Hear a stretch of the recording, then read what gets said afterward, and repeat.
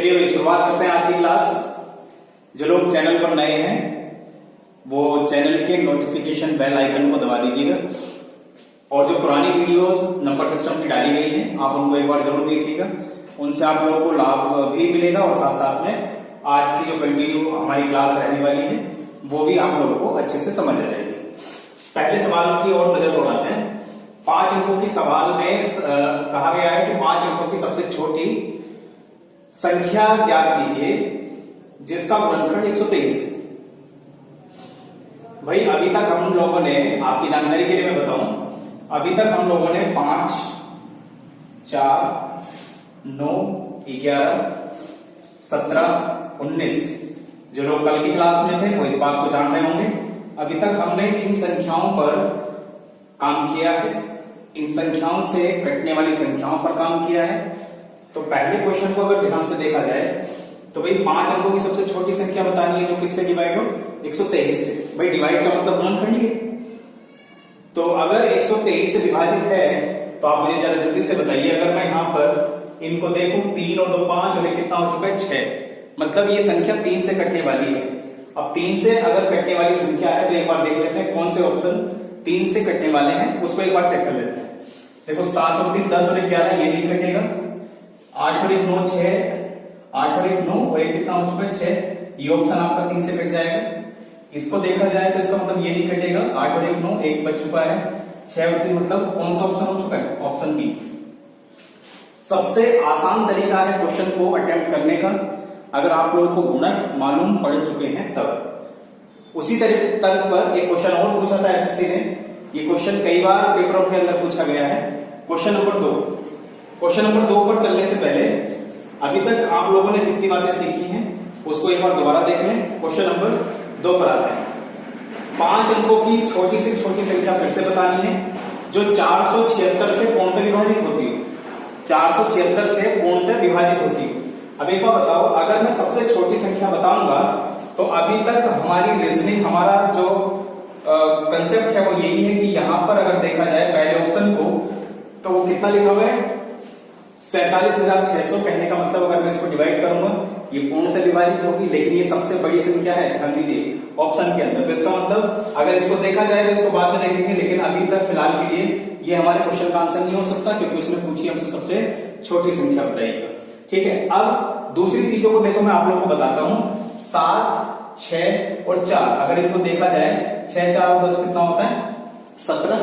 17 का मतलब 3 से विभाजित नहीं है संख्या, कौन सी 476। तो आप मुझे बताओ अगर यहां से देखा जाए तो यहां पर लिखा हुआ है 6, 7 और 4 11।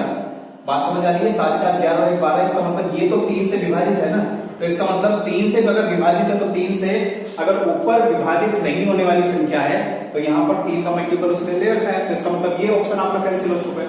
उसी तरीके से अगर इसको देखते हैं 10472, 7 और 2 9, 4 और एक कितना हो चुका है 5। तो इसका मतलब ये भी आपका आंसर हो सकता है। ये आंसर आपका बिल्कुल नहीं रहेगा क्योंकि जब आप 476 से इसको विभाजित करके देखोगे कहीं पर भी विभाजित नहीं होने वाला है। ये आपके क्वेश्चन का आंसर इसलिए नहीं हो सकता क्योंकि ये सबसे बड़ी संख्या है। तो एक ही ऑप्शन आपके क्वेश्चन का बचा है, वो कौन सा है, ऑप्शन डी। मल्टीपल इतने जरूरी है क्योंकि हम संख्याओं पर अगर काम करेंगे तो क्वेश्चन आपका बिल्कुल कम टाइम के अंदर आ जाएगा। ठीक है, अब क्वेश्चन नंबर 3 पर चलते हैं। आज की क्लास का जो क्वेश्चन नंबर 3 मैंने आप लोगों के लिए लिया है उसको एक बार देख लीजिए। निम्नलिखित में से कौन सी संख्या ऐसी है जो 18 से विभाजित नहीं होती। उसने ये नहीं पूछा कि 18 से विभाजित होने वाली संख्या बताइए, उसने पूछा है पेपर में कि 18 से विभाजित होने वाली संख्या बताइए। अब 18 का रूल आप जानते हैं। 18 का रूल मतलब 9 का रूल, और 9 का रूल के लिए मैंने आप लोगों को बता रखा है। देखो 5 और 4 9, 6 और 3 9, 5 और 4 9, 6 3 9, 5 4 9, 6 3 9। कई लोग मुझसे ये क्वेश्चन कर भी रहे थे कि अगर सारे के सारे ऑप्शन 9 से मल्टीपल हो या 9 से डिवाइड हो तो फिर हम कैसे उसको चेक करेंगे। तो उसके लिए जरा ध्यान दीजिएगा, ये क्वेश्चन आप लोगों के लिए उस डाउट को सॉल्व करने के लिए सबसे बेहतरीन है। जो आप कह रहे थे कि सारे के सारे ऑप्शन अगर मैं उसमें 9 का मल्टीपल या 17 का मल्टीपल या फिर 19 का मल्टीपल चले तो हम क्या करेंगे। आप इसके लिए जरा ध्यान दो। यहां पर लिखा हुआ है कितना 18, क्लियर है। 18 को आप किस तरह से लिख सकते हैं, 9 का डबल लिख सकते हैं ना, बिल्कुल ठीक। अब देखो सारे के सारे ऑप्शन 9 से विभाजित है तो इसका मतलब सारे के सारे ऑप्शन बिल्कुल ठीक है। लेकिन ये 2 क्या कहता है, ये 2 ये कहता है कि दो अगर कहीं पर भी किसी संख्या के साथ मल्टीप्लाई होके जा रहा है तो इसका मतलब लास्ट में जो भी संख्या बनेगी वो एक सम संख्या बनेगी। अब उसने पूछा कौन सी विभाजित नहीं होगा। देखो ये सम संख्या है, ये सम संख्या है, ये भी विभाजित हो जाएगी, लेकिन ये विभाजित नहीं हो पाएगी, इसलिए हमारे क्वेश्चन का आंसर कौन सा है? Option D. ठीक है, आज के नए कंसेप्ट की ओर बढ़ते हैं जो आज मैं आप लोगों को बताने वाला भी था। भाज्य क्या होता है, ठीक है, विभाजक क्या होता है, उन पर हम काम करेंगे। ठीक है, तब तक आप इसको एक बार नोट कर लीजिए। चलिए आप हेडिंग बना लीजिएगा। आप लोग भाज्य ज्ञात करना, भाज्य भाज्य ज्ञात करना, भाज्य ज्ञात करना, या फिर इसको हम दूसरी भाषा में कहें संख्या ज्ञात करना, संख्या ज्ञात करना। अब जरा ध्यान दीजिएगा, एक छोटे से एग्जांपल से इस बात को मैं स्टार्ट करता हूं और पेपर में चाहे वो आने वाले अपकमिंग किसी भी कॉम्पिटिटिव एग्जाम के अंदर से इसका सवाल आए या फिर कितने ही पेपरों के अंदर ये सवाल पूछे गए हैं, उन सब पर अप्लाई करेंगे। लेकिन फिलहाल इसके एक कंसेप्ट को एक बार सीख लेते हैं कि जब भी सवाल आएगा हम किस तरह से इसको रिलेट करेंगे। ठीक है, मल्टीपल आपके नजरों में है, बाकी इसको एक बार समझ लेते हैं। देखो, जैसे एक एग्जांपल मैंने आप लोगों को लिया, आप लोगों के लिए लिया कि यहां पर मैं लिख देता हूं 70 और इसको मुझे भाग लगाना है 5 से। इससे भाग लगाना है 5 से। आप मुझे जरा जल्दी से बताओ, अगर इस 5 से मुझे भाग लगाना है 17 को, तो मैं क्लियर सी बात है यहां पर कहूंगा ये 3 बार जाएगा, यहां पर हो जाएगा 15, कितना शेषफल बच गया 2। अब जरा ध्यान दें, ये सारी की सारी चीजें मैं यहां पर क्यों बता रहा हूं आप लोगों को, ये भाग विधि मैंने यहां पर क्यों बताई, उसके पीछे जरा रीजन समझो। कई बार पेपर वाला आपसे कहेगा कि एक संख्या ढूंढकर बताइए, वह संख्या ढूंढकर बताइए जिसका भाजक भागफल का 5 गुना, शेषफल का 3 गुना है। कुछ इस तरीके की लैंग्वेज आपके सवाल में रहती है। तो इसके लिए सबसे पहली बात तो हम चीजों को समझ लेते हैं कि ये चीजें हैं क्या है। देखो, इसको बोला जाता है भाजक या इसी को बोला जाता है, इसका दूसरा नाम विभाजक। सही है, इसको बोला जाएगा जब कभी भी आप इसकी बात करेंगे, ठीक है, इसको बोला जाएगा भागफल। इसको बोला जाएगा क्या? भागफल। जो 17 नंबर है, 17 की जगह पर कुछ और भी आ सकता है। आने वाले टाइम में भाई आपका मन करा कि आपने 117 ले लिया, तो वो जो 117 संख्या होगी, मतलब जिसको हम भाग देते हैं, वो संख्या कहलाती है भाज्य, या इसी को बोल देते हैं कई बार संख्या। क्लियर हो रही है सारी चीजें। उसके बाद जो नीचे लास्ट में है, ये मैक्सिमम लोगों को, आप सबको मालूम होगा, इसको बोलते हैं क्या? शेषफल। एक बार अंग्रेजी में भी इन चीजों को देख लेते हैं, क्योंकि कई बार पेपर में अंग्रेजी के शब्द का इस्तेमाल करके वो हिंदी में ट्रांसलेट करके आप लोगों को दे देता है। ठीक है, इसको बोलते हैं, इन दोनों को बोला जाएगा डिवाइजर। भागफल को बोला जाता है क्वोशिएंट। इसको बोला जाएगा कल डिवाइडेंट, और ये बोला जाएगा क्या? रिमाइंडर। ठीक है, अब अगर आप कभी भी मान लीजिए, देखो मैं यहां से इस संख्या को हटा दूं, और ये आप लोगों को याद है कि यहां पर क्या था? 17 था। अब पेपर वाला क्या कहेगा आपसे कि एक भाजक जो है 5 है, भागफल 3 है, शेषफल 2 है, तो बताइए संख्या क्या होगी? तो इसके लिए आप रूल लिख लीजिएगा, संख्या या भाज्य या लाभांश। इस तरह के पेपर में सवाल के अंदर शब्द को इस्तेमाल करता है पेपर वाला। जब कभी भी आपने लाभांश निकालना है, लाभांश को फाइंड आउट करना है, भाज्य को पता करना है, तो इसके लिए फॉर्मूला लिख लीजिए, भाजक गुना भागफल प्लस शेषफल। ये आपके माइंड में बिल्कुल क्लियर होना चाहिए। जो भी मैथमेटिक्स का फॉर्मूला है वो मैंने आप लोगों को बता दिया है। अब इससे देखो हम कैसे फाइंड आउट करेंगे कि यहाँ पर कौन सी संख्या थी, और ये आपके ध्यान में है भी अभी कि यहाँ पर जो संख्या मैंने हटाई थी वो संख्या क्या है, लेकिन उसको फाइंड आउट अगर मुझे करना है तो देखो किस तरीके से होगा। भाजक कितना है 5 लिख दीजिए आप, भागफल कितना है 3 और शेषफल कितना है 2। जब आगे इसको फर्दर सोल्व करेंगे आप लोग तो 5 3 15 प्लस 2 कितना हो चुका है 17। आप मुझे बताओ क्या यहां से हमने 17 को हटाया था? बाकी 17 को यहां से हटा दिया गया था। तो कहने का मतलब ये हो गया, जब कभी भी मुझे भाज्य पता करना हो तो केवल मेरे माइंड में एक चीज क्लियर होगी हमेशा कि भाज्य अगर मुझे कभी निकालना है तो भागफल की मल्टीप्लाई मैं भाजक से करूंगा और शेषफल को उसमें जोड़ दूंगा। ठीक है, अब इसके मैं क्वेश्चंस लगा देता हूं, क्वेश्चंस पेपर में किस किस तरीके से पूछे गए हैं। ठीक है, उसके बाद और अच्छे से आप लोगों को कंसेप्ट क्लियर हो जाए। आइए चलते हैं सवालों की ओर। जो सवाल इस कंसेप्ट पर आधारित है वो क्वेश्चन मैंने व्हाइट बोर्ड पर लिख दिए हैं, एक बार जरा जल्दी से देख लीजिएगा। ठीक है, फॉर्मूला आपके माइंड में क्लियर होगा। जब कोई भी मुझे संख्या निकालनी हो तो भाजक की गुणा भागफल से करनी है और उसके बाद उसमें शेषफल मुझे जोड़ देना है, मेरे क्वेश्चन का मुझे आंसर मिल जाएगा। बस इतना सा काम मुझे करना है। ठीक है, चलिए यहां पर इसका सॉल्यूशन मैं कर देता हूं, सबको दिखाई दे रहा होगा सर। ठीक है, उसने क्वेश्चन में कहा, क्वेश्चन की लैंग्वेज को जरूर पढ़ लेना, भाजक जो है ना वो भागफल का 25 गुना है। तो मैं यहां पर एक लाइन लिख देता हूं जैसे उसने बोली है कि भाजक भागफल का 25 गुना, यही बात तो है, और शेषफल का 25 गुना है। और यहां पर जो और शब्द का इस्तेमाल किया गया है, जो और शब्द का इस्तेमाल किया गया वो भाजक के लिए किया गया होगा। तो इसका मतलब भाजक जो है वो शेषफल का 5 गुना लिख दिया मैंने, 5 गुना। यदि भागफल 16 है तो भाज्य बताइए। ठीक है, यदि भागफल क्या है 16 है तो भाज्य बताइए। एक बात बताओ, अगर मैं इसी क्वेश्चन को कुछ इस तरह से लिखना चाहूं, भाजक जो है वो भागफल का 25 गुना और शेषफल का 5 गुना, क्या ये बात बिल्कुल ठीक है? ऊपर वाली लाइन से सबको क्लियर आ रहा है समझ में, दिखाई भी सबको दे रहा होगा। अब देखो क्या काम करना है आपने, यहां पर एक एग्जैक्ट वैल्यू आपको दी होगी। जैसे यहां पर क्या दे रखा है भागफल, और भागफल कितना दे रखा है 16। तो 16 भागफल अगर है तो भागफल को 16 आप लिख दीजिएगा। कहां पर लिखा होगा? भागफल लिखा होगा।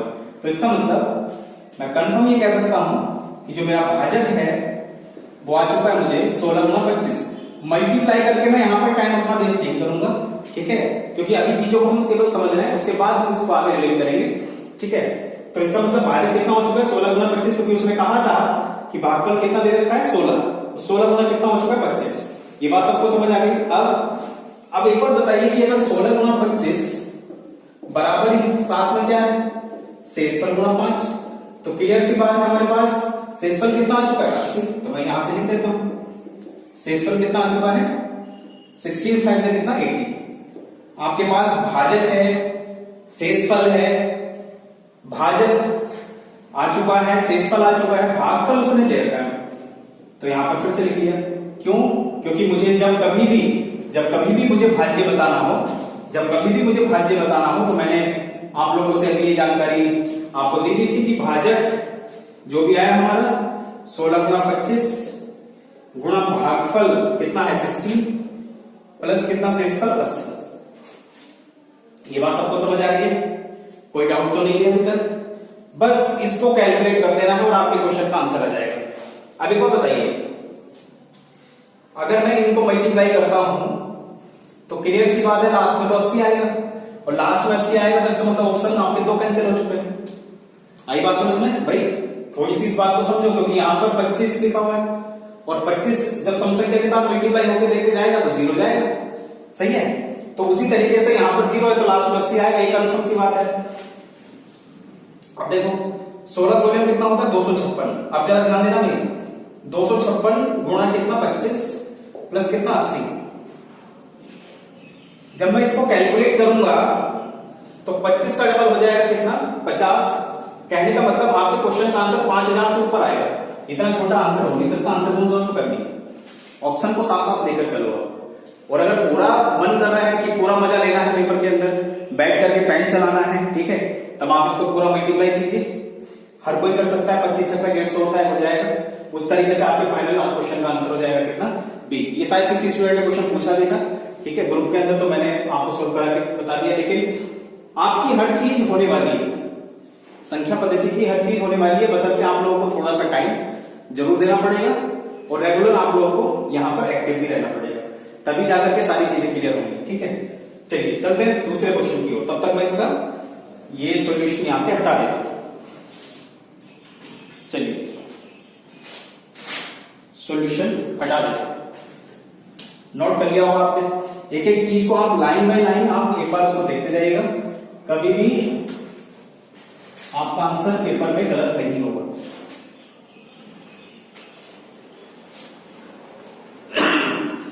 और जो बातें मैंने लास्ट में बताई हैं वो हमेशा ध्यान रखना आप लोग, ठीक है, किस तरह से हम जल्दी से क्वेश्चन के आंसर को कर ले रहे हैं। इस क्वेश्चन पर आते हैं, विभाजन के किसी प्रश्न में विभाजक, विभाजक का मतलब भाजक, विभाजक भागफल का 4 गुना, लिख देता हूं मैं जल्दी से। विभाजक के लिए उसने बोला भागफल का 4 गुना, ठीक है, तथा शेषफल का 3 गुना है, तथा शेषफल का 3 गुना है। एक जरूर फिक्स वैल्यू आपको दे रखी होगी, देखो यहां पर कहा है उसने, यदि शेषफल कितना है 4 है, तो मैं लिख देता हूं शेषफल। अगर शेषफल मुझे निकालना है, सॉरी जस्ट दिया हुआ है, तो विभाजक हो जाएगा, शेषफल दे रखा है 4 गुना 3, क्लियर है।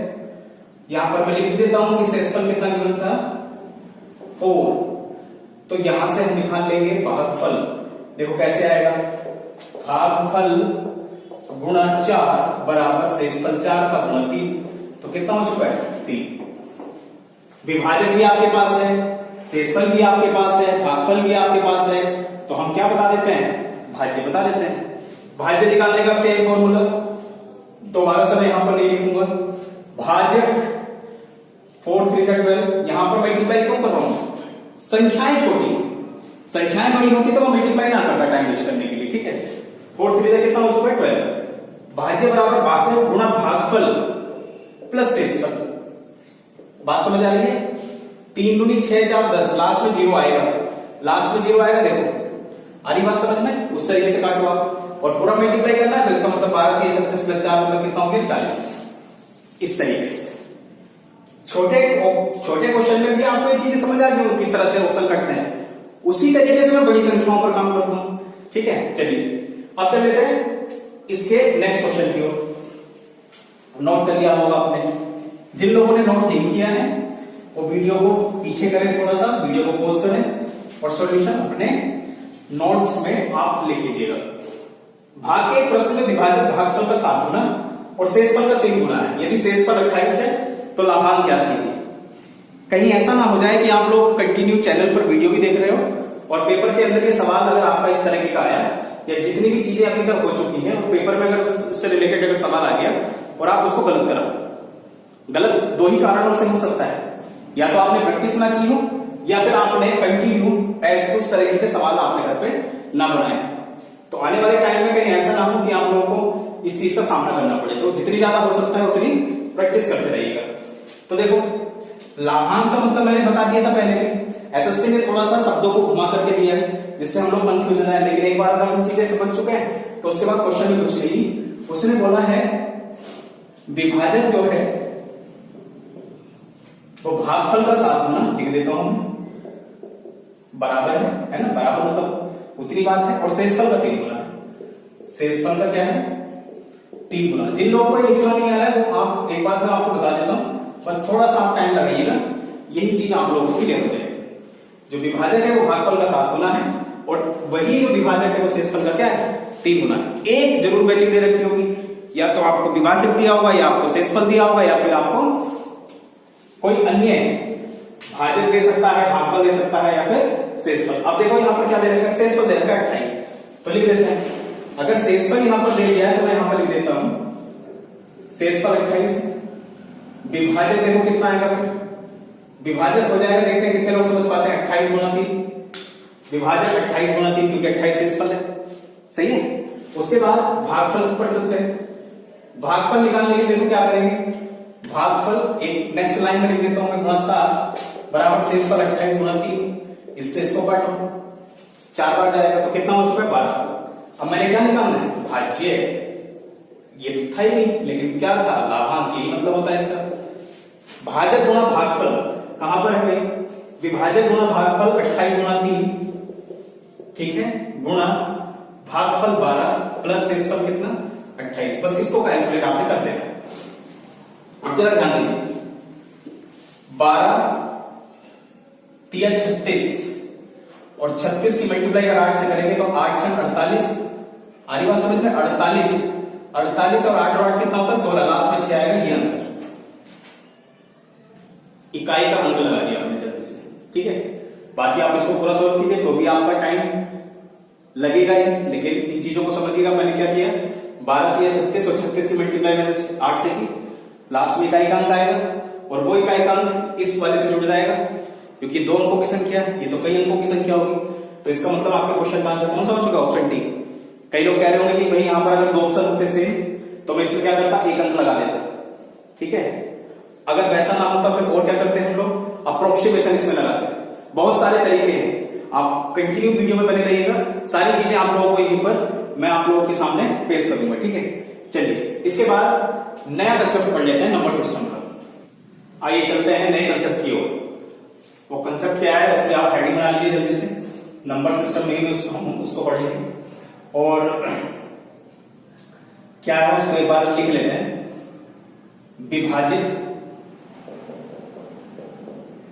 विभाजित संख्याएं या गुणक संख्याएं, ठीक है, इनको पढ़ेंगे आज।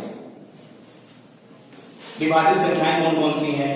कई बार आप लोगों ने सवाल देखा होगा पेपर में आता हुआ कि 50 से प्रारंभ हो जाइए और 5000 तक ये बताइए कि 7 से विभाजित होने वाली संख्याएं कितनी हैं। कई बार सवाल ये पूछा जाता है कि 100 से प्रारंभ करते हुए 700 तक कितनी संख्याएं ऐसी हैं जो 13 से विभाजित होती हैं। कई बार सवाल ये आता है कि 1000 से प्रारंभ होकर के 5000 तक 7 एवं 13 दोनों से विभाजित होने वाली संख्याएं बताइए, ठीक है। अभी तो संख्याएं बताने की बात चल रही है। कई बार जैसे एक छोटा सा एग्जांपल मैं आपसे कहूं कि 1 से प्रारंभ होकर के 100 तक, 1 से प्रारंभ होकर 100 तक 13 से विभाजित होने वाली, 13 से विभाजित होने वाली सभी संख्याओं का योगफल ज्ञात करें, ठीक है। तो कितना बेहतरीन कंसेप्ट है, इसको एक बार देख लेते हैं। इसमें कुछ फॉर्मूले हैं जो आप लोगों ने ध्यान देना है हमेशा, पेपर में किस तरह से उनको जल्दी से अटेम्प्ट किया जाए। जैसे एक क्वेश्चन है, अगर मैं आपसे कहता हूं सबसे पहली बात 1 2 3 4, इस तरह से चलते चलते मैं 11 तक पहुंच गया। उसके बाद मैंने एक संख्या और लिख दी 16 17 18, उसके बाद 96। उसके बाद मैंने कुछ संख्याएं और लिखी आप लोगों की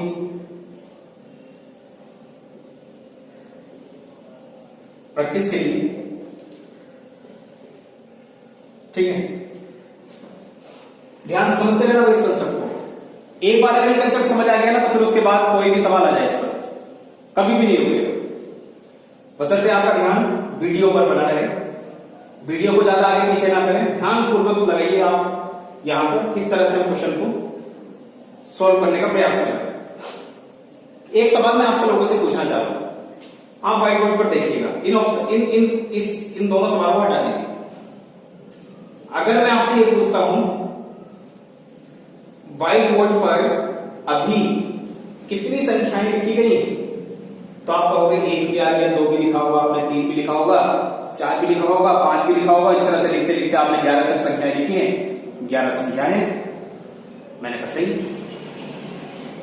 इसी के साथ साथ मैंने एक सवाल और लिखा, इसी के साथ साथ मैंने एक सवाल और लिखा 16, 17, 18 और चलते चलते मैं 96 तक पहुंच गया।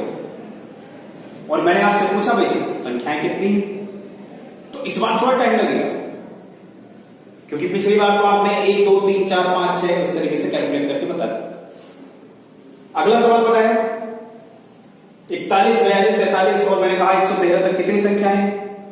ध्यान रखने वाली बात है, यहां पर अंतर कितना है, हमेशा 1 है। यहां पर भी अंतर कितना है, 1 है।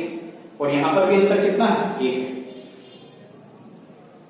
जब कभी भी ऐसा अंतर अगर 1 आ जाए कभी भी, और हमेशा इस तरह से बनाने का मैं प्रयास करूंगा, अंतर 1 बनाने का प्रयास करूंगा, तो आपने कभी भी अगर ये पता करना हो कि संख्याएं कितनी हैं, कहां से प्रारंभ होकर के कहां तक कितनी संख्याएं हैं, यदि अंतर 1 है तो आपने देखो क्या काम करना है, जो अंतिम संख्या है उस पर ध्यान दें आप लोग, जो प्रथम संख्या है उस पर ध्यान दें, और प्रथम संख्या से पहली संख्या, पहली संख्या कौन सी है, 15, उसको आप अपने माइंड में लिख लीजिएगा।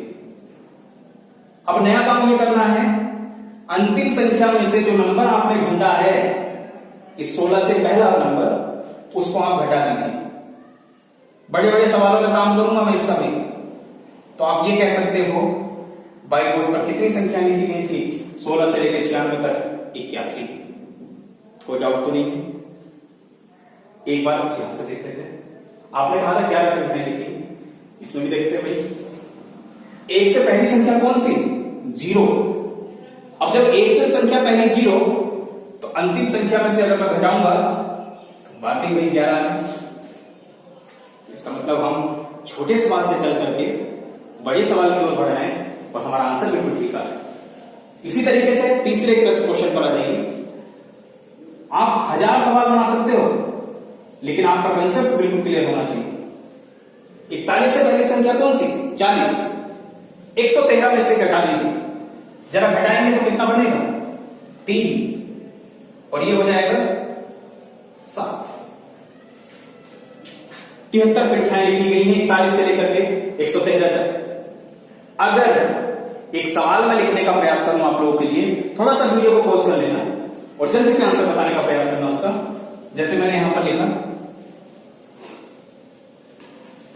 कि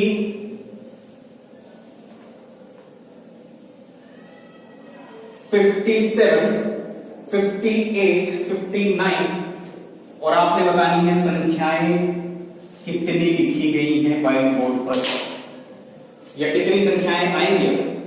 तो देखिए इसके लिए कई लोगों का आंसर आ चुका होगा, ठीक है। जिनका नहीं आंसर आया उनके लिए 57 से पहली संख्या 56, कौन सी संख्या, 56। 56 को यहां से घटा दीजिए और देखो इस तरीके से आ चुका है 5। सबको क्लियर समझ आ रहा है। उसके बाद ये हो जाएगा 18, और 18 में से अगर हम 5 घटाएंगे तो 12, सही है, 13। 135 संख्याएं व्हाइट बोर्ड पर लिखी गई, ठीक है। अब इनसे बहुत बढ़िया बढ़िया जो उदाहरण सवाल पेपर में पूछे जाते हैं, उन सवालों पर आने से पहले मैं आप लोगों को 2 मल्टीपल और बताऊंगा भाई, क्योंकि अभी तक हम लोगों ने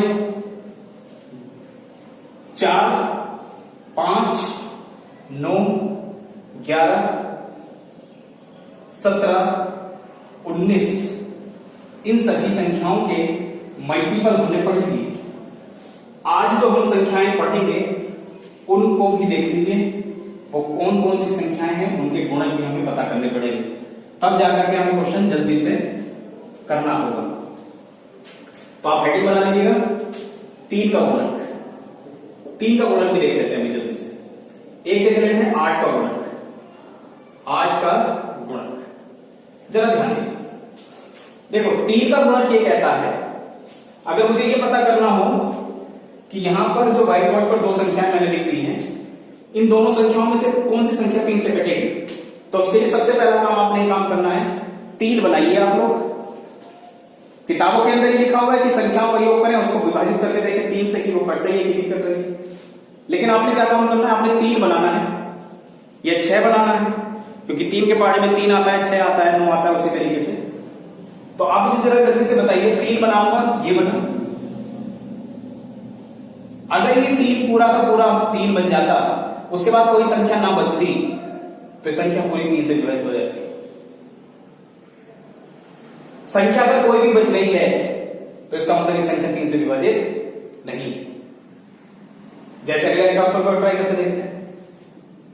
भाई 4 और 2 कितना हो गया, 6, 3 से विभाजित है, 6 बन गया। देखो 3 का मल्टीपल बनना चाहिए। उसी तरीके से मैं यहां पर देखो बनाने का प्रयास करूं तो देखो 5 और 1 कितना हो गया, 6 पहले से बन गई, 3 से कटेगी संख्या। उसी तरीके से 7 7 7 7 ये संख्या मैंने लिख दी है। अब आप मुझे बताइए 3 से कट रही है कि नहीं कट रही है? भाई 7 चौक 28 होता है, 28 तो 3 के पार्ट में नहीं आता, ये 3 से नहीं कटेगी। अगर मैंने 3 बार 7 लिखा होता तो 7 क्या होता है, 21, तो इसका मतलब 3 से कट गई है संख्या। ठीक है, बात समझ आ रही है? कहने का मतलब संख्याओं का योग करके हमें ये देखना होता है कि वो संख्या 3 से कट रही है या नहीं कट रही है। और अगर छोटे नंबर है तो 3 बनाना है, 6 बनाना है, 9 बनाना है, उस तरीके से बन जा रहा है तो आप बड़ी आसानी से 3 का गुणक पता कर सकते हो। ठीक है, बड़े बड़े एग्जांपल्स के अंदर मैं इन चीजों को अप्लाई करूंगा और मैं अपने आंसर को जल्दी से निकाल लूंगा। 8 का गुणक देख लीजिएगा। 8 का गुणक ये कहता है, जैसे मैंने एक सवाल लिखा, एक सवाल और लिखा,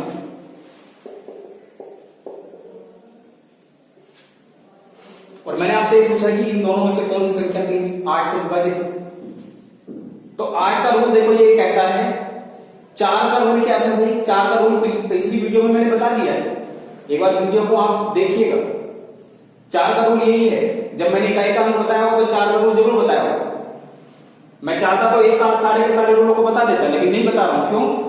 क्योंकि जैसे जैसे धीरे धीरे कंसेप्ट की ओर बढ़ते जाएंगे वैसे हम चीजों को बड़ी आसानी से समझते चले जाएंगे, और हमें कभी भी ऐसा नहीं लगेगा कि हमारे पास कितनी चीजें हम सीख चुके हैं, पता नहीं हमारे पास कितना बोझ हो चुका है।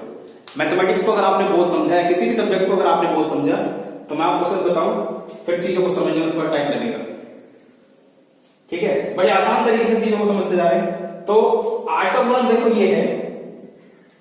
4 के लिए मैंने आप लोगों को बताया था कि लास्ट की 2 संख्याएं 4 से विभाजित होनी चाहिए, अगर है तो वो 4 से डिवाइड है।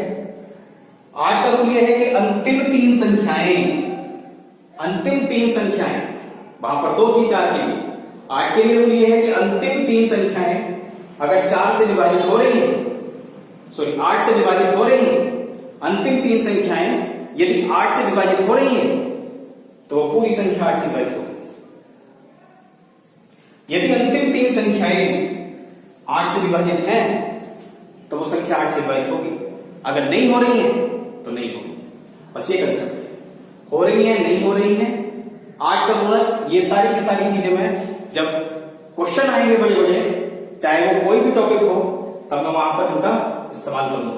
इसलिए मैंने आपको जब नंबर सिस्टम स्टार्ट कराया था तब ये बात बोली थी कि नंबर सिस्टम अपने आप में एक महत्वपूर्ण टॉपिक है और पूरा मैथमेटिक्स इसी के इर्द गिर्द घूमता है। ठीक है, चलिए, तो अभी जो हमने विभाजित संख्याएं, इन दोनों गुणक से पहले जो सीखा था, और गुणक संख्याएं, इनके कैसे कैसे सवाल पेपर में आए उनको एक बार देख लेते हैं। ठीक है,